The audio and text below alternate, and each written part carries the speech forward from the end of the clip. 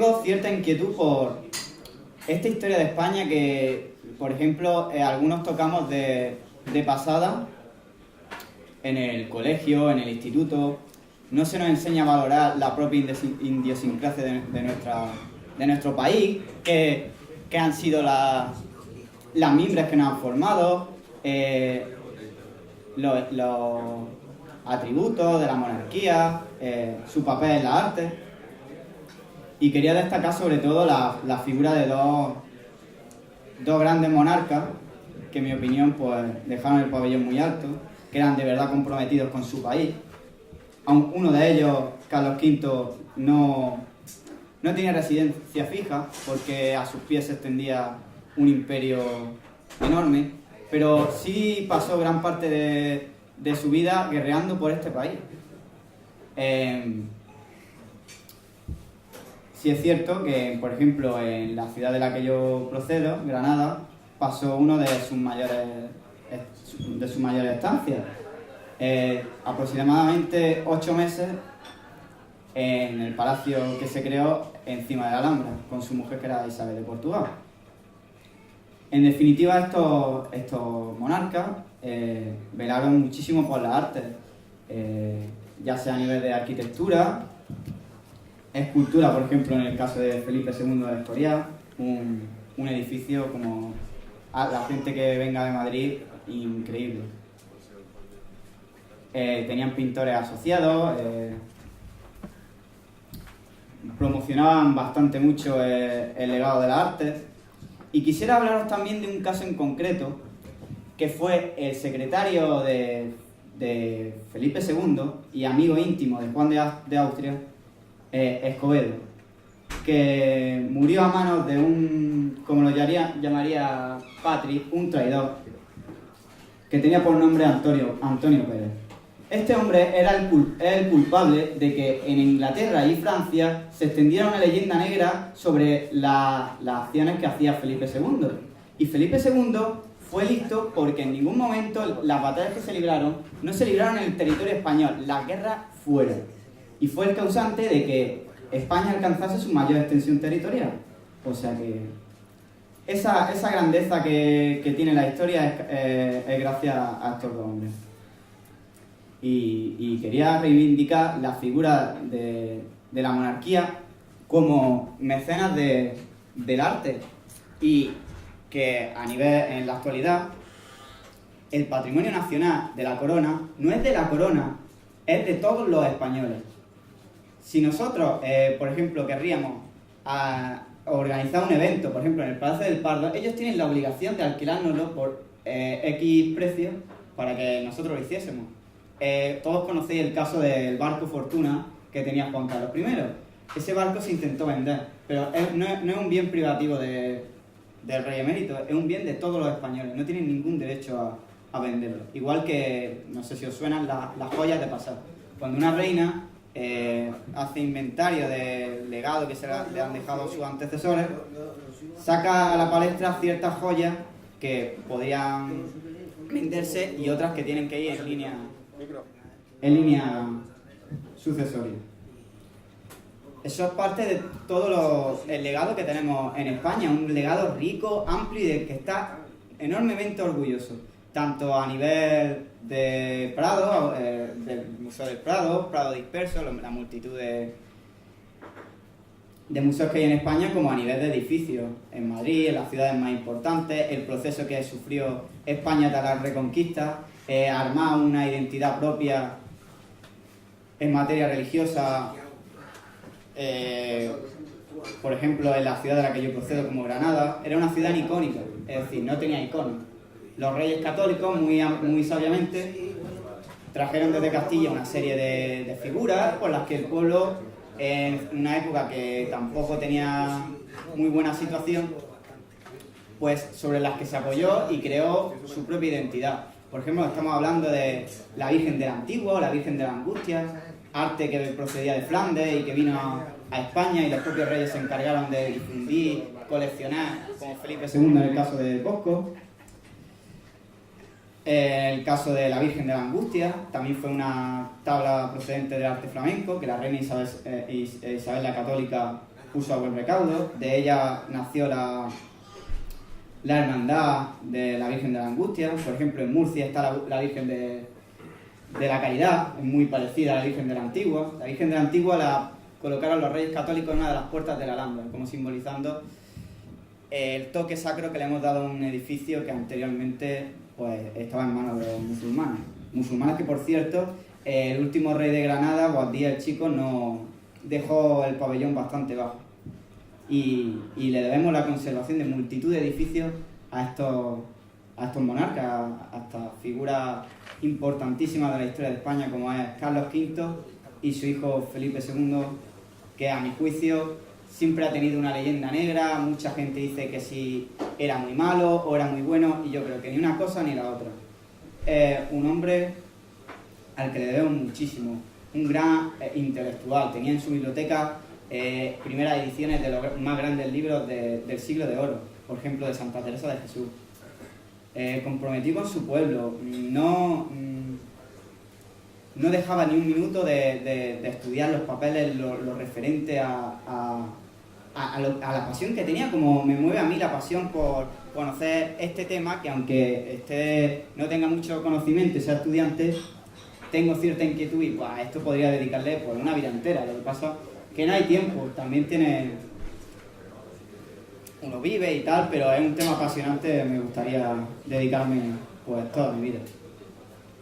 Y eso, recordaros el causante de la leyenda negra de España, que fue Antonio Pérez, y el protestantismo, que también le interesaba por motivos políticos, porque no fue una guerra solo religiosa, tenían la religiosidad como estratagema, fue una guerra política. Los franceses, turcos, ingleses se unieron contra nosotros. Éramos el objetivo a batir, el rival de los rivales. Y por lo que, gracias a Felipe II, no se consiguió. Pues contar otra anécdota al que muchos conoceréis, que se llama Fernando de Córdoba, más conocido como el Gran Capitán, que libró grandes batallas por España, por ejemplo en Nápoles. Era en la ciudad en la que yo procedo, un monasterio de la Orden de San Jerónimo. En su portada principal tiene un emblema que dice terror de franceses y turcos. Es un hombre de los, como ha dicho antes mi compañero Sergio, otro héroe que tampoco tiene el reconocimiento que debería, y el que sufrió multitud de infamia y que no eran en ningún caso merecidas. Se cuenta que llegó a ver al rey Fernando, el católico, y este le reclamó que había gastado muchísimo dinero en la campaña militar que había iniciado en Nápoles. Imaginaros vosotros la inmundicia de que un rey se dirija en esas palabras al que ha sido el hombre que más ha luchado por su país. Este Fernando le dijo que la mayor parte del dinero se lo había gastado en guantes para que tus soldados no desfalleciesen al coger los cuerpos muertos. Gastos en floritura que en ningún caso él reclamaba, sino que eran impuestos por los distintos órganos de protocolo. Vamos, a eso se muestra la inmundicia y los olvidados que están los verdaderos héroes de este país, como el caso del Gran Capitán, que según dicen también las malas lenguas, era el verdadero amor de la reina Isabel la Católica, porque representaba las virtudes de un verdadero caballero que a Fernando, pues, en cierto momento tuvo algo de envidia. También se cuenta que, no sé si conocéis a la princesa de Éboli, era Ana de Mendoza y Cerda. Tiene un atributo característico que es que tenía un parche en el ojo. Pues este hombre que os he dicho, el traidor Antonio Pérez, supuestamente era su hijo. Y con el tiempo, Ana de Mendoza y Cerda, la princesa de Éboli, tuvo también muchas discusiones con Santa Teresa de Jesús. Pero bueno, supuestamente era su hijo y mantuvo relaciones con ella, así que imaginaros la caladura moral de estos dos hombres. Esta mujer, la princesa de Éboli y Antonio Pérez, asesinó a Escobedo, el secretario de Juan de Austria. Y eso, pues quiero hacer un encomio a que a nivel autonómico y local, lo que es el patrimonio que da de comer a muchísima gente, que tendría que ser el orgullo de este país, está desnostado por completo. No se invierte, no se subvenciona la obra pública. O sea, a nivel de la monarquía está mucho más catalogado, detallado el inventario y uso de las propiedades que tengan. Inclusive hay garajes comerciales y viviendas en Madrid que están a disposición de cualquiera que tenga el dinero suficiente para alquilarlo. Por ejemplo, si no hubiera sido por ellos, no podríamos conservar la daga que portaba Boabdil cuando se le detuvo y se le arrebató la Alhambra. No podríamos conservar la celada de Carlos V. No podríamos conservar esa amplia colección de pintura que hay en la Pinacoteca del Prado. Debemos de estarle agradecidos, por lo menos a los austrias, porque jugaron un papel fundamental en lo que hoy conocemos como España, y estar orgullosos y conocer nuestra historia, porque, y a modo de conclusión, ya voy a acabar casi, el que no conoce la historia está condenado a repetirla. Y en los últimos días de vida de Carlos V, como figura en uno de los zócalos de su palacio, se vislumbran dos angelitos portando una llama que destruye todas las armas. A la conclusión que llegó Carlos V ya en sus años de vejez, antes de retirarse a Yuste, es que la guerra no servía para nada. Hay un retrato de Tiziano en el que se aparece montado, un retrato ecuestre, montado en su caballo, con la mirada perdida. Todo esto que he estado guerreando, todos los años que he estado, no merece la pena, no lleva nada. Hay que estar orgullosos de esa parte de la historia de España y no contribuir a este complejo que siempre tenemos, es que invadimos América, tal, y tenemos que estar orgullosos de que esa civilización se cruzara con la nuestra y fuesen mestizos, porque es un orgullo para mí. O sea, es decir, estoy orgulloso de ser mestizo y el legado cultural que hay igualmente en Nueva España, en México, gracias a esta filosofía edificatoria, cimental desde siempre. Los políticos y la monarquía han intentado legitimar su poder en base a la obra civil. Eso no lo podemos ver desde Sumeria. Y la monarquía en España pues estuvo avispada y hábil y contribuyó a ello, creando pues la mayoría de las catedrales que tenemos hoy en día, la mayoría de las iglesias y las parroquias se lo debemos a ellos. Igualmente la Alhambra, mucha gente se queja de que el Palacio de Carlos V está allí incrustado, no pega con la estética, pero decidme vosotros qué edificio en piedra de cantería se realiza a día de hoy con dinero público. El palacio está genial y gracias a ello pues se ha mantenido.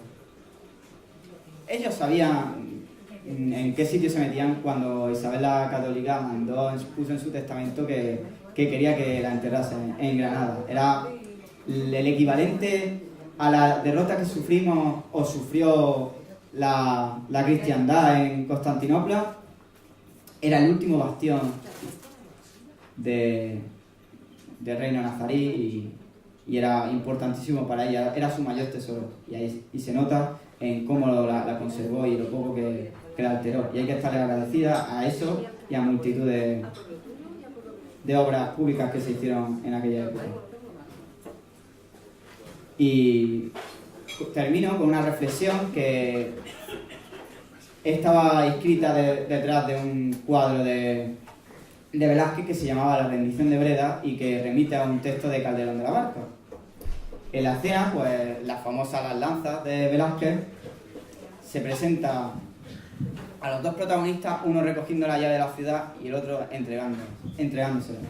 Y dice así el poema: Justino, yo la recibo y reconozco que valiente eres, que el honor del vencido hace famoso al que vence.